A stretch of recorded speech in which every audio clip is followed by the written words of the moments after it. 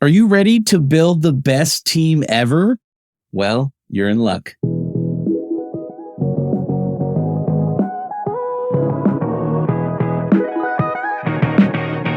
Welcome to The Friday Habit with Mark Labriola and Benjamin Manley. The Friday Habit is for small business owners, freelancers, and creatives who are ready to take their business to the next level.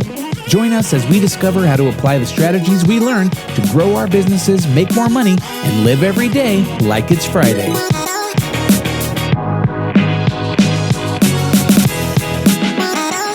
All right, welcome to The Friday Habit. We got a great show for you today. We actually have a returning guest, our good friend, David Burkus. Welcome back to The Friday Habit. Hey, David. Oh, no, thank you all so much for having me. It's great to be back.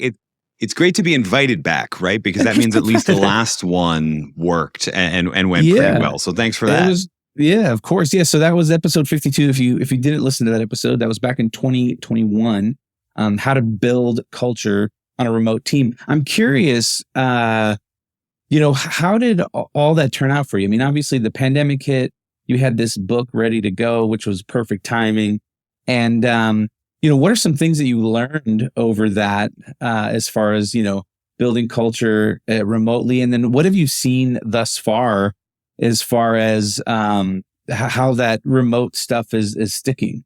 Yeah. So, it's interesting. Probably when we talked in 2021, we were all still trying to figure out how much remote versus, I called it working from anywhere. Now we're sort of calling it hybrid. Et cetera, where it was all going to shake out, and I think now where we're at, your average, like if you look across all of North America, let's say, pre-pandemic, only about 4% of people were working remotely. I think post-pandemic, if we're there, and if not, however many more months or years it takes to get there, we might see that number at 8 or 10%, right? So the reality is that most people are not going to stay in that full work from home environment. And most of the folks, if you're a business owner type listening to this, you're like, yeah, I want to see my people more often. I get it, right? But I don't know that we're ever going back to your people are going to be there 5 days a week, 8 hours a day, et cetera. There's a lot more need for flexibility that goes on in that. And I think that kind of led to what this book is about, this new book, Best Team Ever, because in that, even if you've got that hybrid culture, as soon as you have a team that is, or a business where there are multiple teams, where there's not just everyone reporting to the one business owner, but you've got other people in there, then suddenly you have multiple teams. And so what tends to matter more is the culture of the individual team people are on. That was my big revelation, I think, working with so many organizations from 2021 until now, is that company culture, as it were, is kind of a bogus concept in a post-pandemic world, right? It's not that it doesn't exist. Right. Just that most people's experience of work are the people they're working with. And that's usually the team or the project teams that they're on. It may not be the entire organization, depending on how large your business is. Right. So it's almost like microcultures, right? Depending on the size of the company. Yeah, that's interesting. It does seem like, especially, for us, a lot of our clients didn't go back to the office 100%. And it turned more into the hybrid type of environment, because it's one of those things, right? Like when you taste that sweet, sweet nectar of working from home, it's like, wait a second. Wow. And I know you can't multitask. They say, there's no such thing as multitasking, but I will say that I know people who can put a load of laundry in and do email and do other things that they need to get done in a workday, So there's something about that I think that big bosses, right, who are just disconnected from it, don't understand that, and they're just like, no, we need everybody in 100%, Yeah. I mean, I would say, like, I was trying to remind people pretty early on in the pandemic that this discussion is not actually about work from home. It's about autonomy, right? It's and especially if you're in the creative industry, right? You really value that autonomy, and you've gotten a much higher level of it over the last few years, and you're not going back to that. Right. And then again, that means you can't rely on, we have a great office environment. But pre-pandemic, so many people attributed culture, and we talked about this a tad on in the last interview, attributed culture to like the perks of the office, the free beer Mhm. or the casual, the foosball table, the casual days, what have you. Mhm. And that's never been the case, first of all. And it's not the case with the team culture either. And it doesn't make that difference, right? And I think the other big change is the pandemic kind of hastened the arrival of that quote unquote gig economy, right? So if you're a creative entrepreneur, you're now working on multiple different teams as multiple different clients and what have you, which means, again, looking at this much more on a team by team level than a broad Mhm. scale level. Yeah. So things have been good for you. I mean, you've been traveling, speaking, working from home. Yeah, no, life is good. Thankfully, travel's back, right? Right. Yeah, it's one of those things where, for me, I mean, I own the agency and I pay a hefty sum of money every month for rent, and so there's a few of the team members, they work from home, remotely part time. They'll be in the office like kind of part time. But for me, I'm kind of like, well, it gets me out of the house. I get to use what I'm paying for, and yeah, sometimes it's just easier to be more focused and whatnot coming to the office.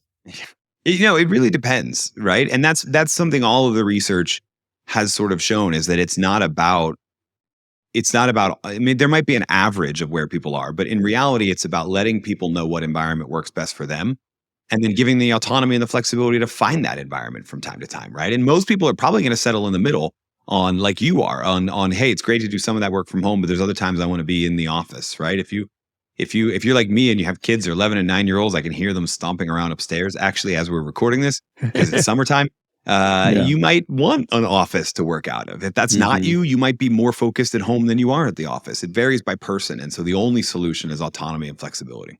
Yeah. Yeah. So, okay. So the new book, Best Team Ever! Exclamation point. The surprising science of high performing teams.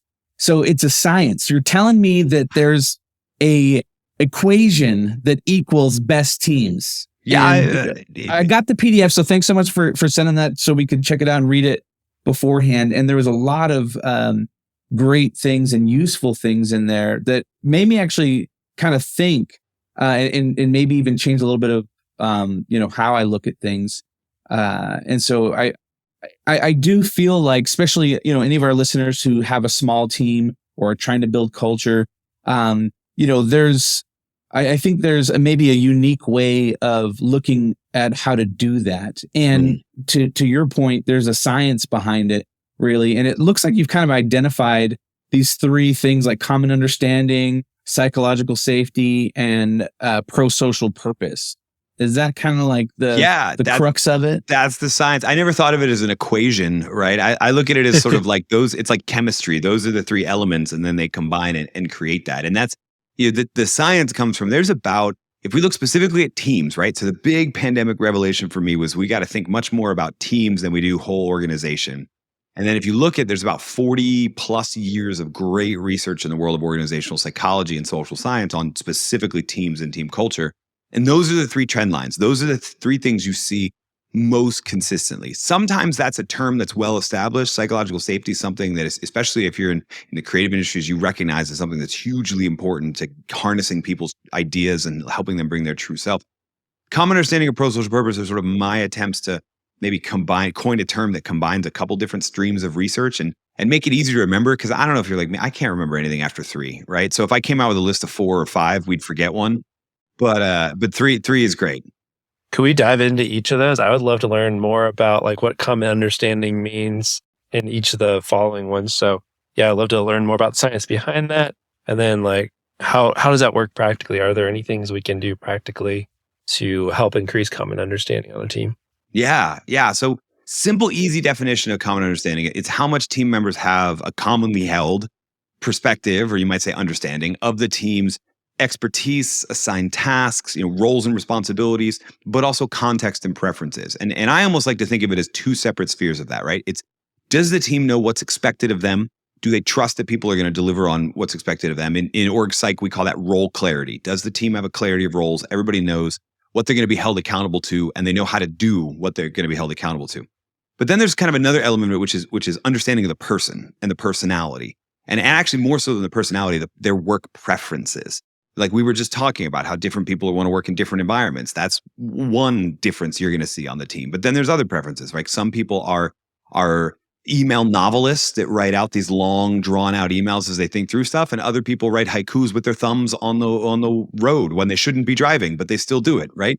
Everybody uses these tools a little bit differently, and you're not going to change people, right? Even if you're the boss, you're not going to get everybody on your team to do things exactly how you do them. So the next best thing is to understand those differences and have that conversation about, okay, what mediums do we want to use for what communication, right? So that's what I mean when I say common understanding. Let's call it clarity of task, but also clarity of person and the people that you're working with. And that was go ahead. That was one thing that really, like, it's funny because I had never heard of a team charter before. And, this idea of, like, what's the purpose of the team? Who's on the team? What's the objective of the team? Roles and responsibilities, communication and collaboration, decision-making process, timeline, milestones. Like, there's so many of these things on this, a team charter that I was thinking, like, we're a small agency, but because we're a small agency, not a big team or not a big company, I'm like, oh, this is exactly what we need in order to, like, get everybody on the same page and have everyone feel like they're kind of a part of something. And then there's clear expectations and ways to do certain things so that everyone feels like they know what's going on. Because I feel like a lot of times clarity is probably one of the things that causes people to maybe feel dejected or not really feel included in their team. And having something like a team charter seems like would solve a lot of those problems. Yeah. It's also, to be totally candid, ambiguity, the opposite of clarity, is also one of the number one reasons people feel burned out, right? It's not that some people are definitely over capacity and that's what's driving their burnout. But a lot of times it's like, I don't know what I'm supposed to be doing right now that would be the most effective thing. And so I end up feeling burned out for that. So yeah, I was headed right there. My probably favorite activity to do with a team is a team charter. And it's not about the document itself, although that can be helpful, especially for onboarding new people. It's about the conversation. Let's bring up these things. Everyone brings certain taken for granted assumptions about how we're supposed to operate. Especially if you're the one in charge, you have a host of different taken for granted assumptions about how your people are supposed to be working. And then of course they violate those, but you never told them you expected that of them. And then so you're mad at them. They don't know what they're mad at, why you're mad at you, et cetera. So just having that conversation, right? Not only about roles, responsibilities, what's little things too. It can also be like, what's a reasonable amount of time to respond to each other's emails before we float it up to the top of their inbox or before we call them, whatever. Is it 24 hours? Is it end of day? Different people have a different answer to that question. And so we should have that conversation. But then it's bigger stuff, right? What tools for project management are we going to use and how are we going to use them? And a lot of times people are having conversations around one project and 3 different tools for collaboration. And that's a problem, right? Because then we're not tracking it all. So just getting some standardization there can be huge. And then, so that provides the clarity, but having that conversation also provides that sort of clarity of people, because you have to hear people's preferences. You hear their differences. And that helps you kind of better understand all of that and grow in that sense of empathy. So yeah, that's probably my favorite activity to do with a team to kind of build that common understanding. Do you just have like a template that you recommend, or like a day? Do you take a day to say, hey guys, we're going to work on this all together? Or maybe as a leader, do you say, all right, let me build an outline and then some questions to kind of quiz the team on? Or how do you recommend going through that?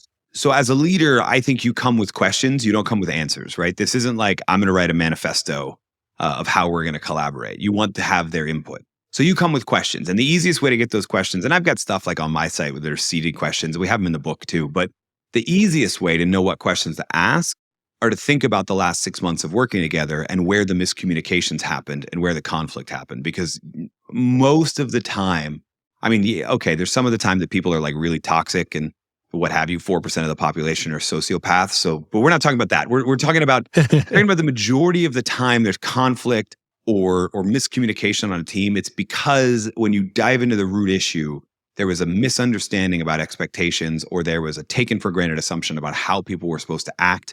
And then someone violated that behavior. And so there's a question there you can ask, right? And that kind of gives you what those hints are. And you can also think about your own frustrations. Where have you been frustrated with the people that are working for you or what have you? But again, the answer is not new rule. This is sort of like parenting 101, right? Like the answer is not new rule, now we're always doing this. The answer is, why did that happen? Can we talk about why that happened and how we prevent that from happening moving forward? And so those would be the questions. But what I do is I come prepared with those questions. And so I start out that meeting. Usually it doesn't take a day. I usually about an hour to 90 minutes for a team is enough. And we just go question by question, and we arrive at whatever answer we as a team kind of agree to follow. The thing that to stay right off the bat on the meeting is that we're going to be following these norms, these rules for 60 to 90 days at most before we revise them. So we're not looking for, this is how we're going to live forever. We're looking for, can everyone agree to try it this way? Right? And then we'll go question by question. New questions will come up for sure. That's fine. Just add them to the bottom of the list. We'll get to them when we get to them. And then when we exhausted all of those questions, now we have our document. Sometimes I rewrite it as a charter. Sometimes I leave it as like frequently unasked questions about our agency, right? Whatever you want to do. But then the idea is we kind of lock that document and everybody sort of agrees, this is how we're going to operate. We set a date for when we revisit it. And when that date comes, we go, okay, let's look at these. Did everybody follow them? First of all, if they didn't, why not? And then if they did, how'd it work? And what do we want to change, right? And if you have new people that you bring into your team, if you have new people you bring onto the organization, I wouldn't change it right away. I would say, here's the user's manual to our team, but we're going to revise it soon, and you'll have a chance to speak into it.